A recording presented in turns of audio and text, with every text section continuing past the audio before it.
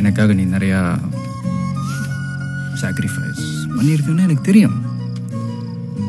ஆனால் உனக்குன்னு ஏதாவது ஒரு ஒரு ட்ரீம் சொல்லவா? மலை அடிவாரத்தில் ஒரு அழகான கிராமம்.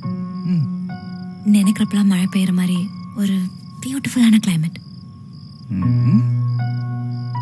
குட்டி வீடு, அதுல எப்பவுமே பேர்ட்ஸ் சத்தம் கேட்டுட்டே இருக்கணும்.